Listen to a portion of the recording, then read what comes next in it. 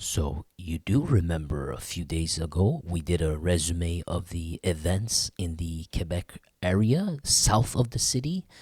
We showed you the map, and I showed you Frampton. We talked about the events there. We saw the events in Saint-Malachie. And by the way, someone made a funny comment.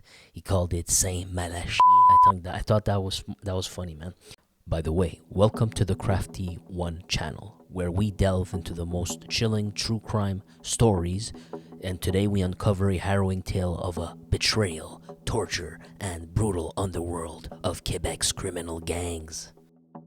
In February of 2024, the serene town of Saint-Malachie became the backdrop of a nightmarish ordeal. A man whose identity remains protected was abducted and subjected to nearly a week of unimaginable torture. But what led to this horrific event? Our story begins with the BFM, which is the Blood Family Mafia, a notorious gang led by Dave Icepick Zumel. They were embroiled in a fierce conflict with the infamous Hells Angels over the control of stupefier trade in Quebec.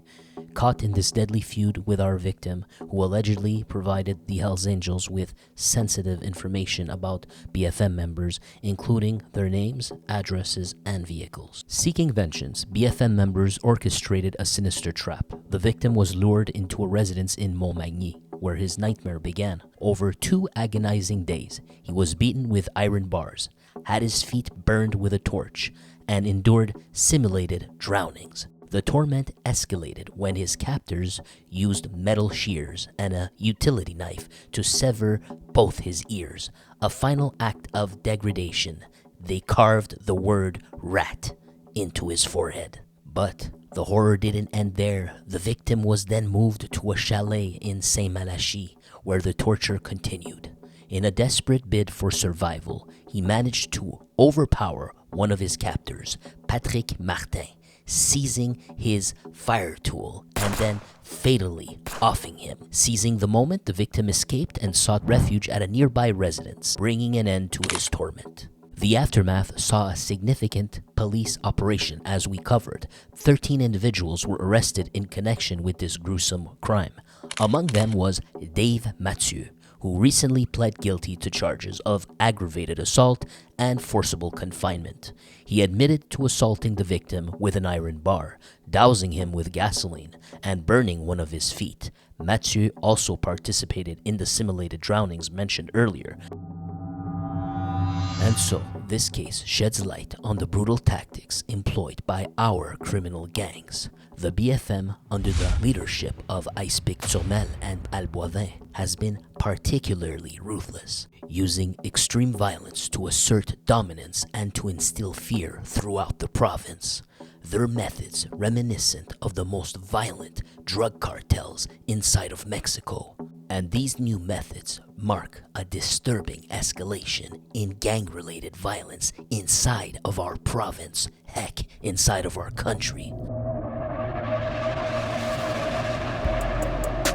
I do not condone violence, ever. But literally, you are killing it, bro. You passed Habibi. You bought him some time. And trust me, he does not want to get caught. He's crafty for sure. So yesterday we talked about an attempted offing inside of La Baie where they almost killed the wrong person. Remember the guy who opened his door and he got shot? Well, guess what? The shooter, who was allegedly sent by Boivin, wasn't just charged for that one. Apparently, there was another shooting in Chicoutimi. And guess who's being charged for that one? Centre-ville de Chicoutimi, c'est qu'un véhicule utilitaire sport criblé de balles a été retrouvé par un résident du secteur ce matin vers 8h15. Il y a tout un périmètre entourant la rue Jacques-Cartier qui est bouclé présentement parce que les policiers essaient de savoir à qui appartient ce véhicule. And the mystery of that one is that vehicle belonged to a business, but the vehicle was just dumped there. It was crippled with bullets. There was no owner, nobody there. But what we do know is Zachary Gagnon is being charged for the attack on the mystery occupant of that vehicle. And this latest charge added on while he's incarcerated in Bordeaux prison for the attack in La Baie. And what's that expression?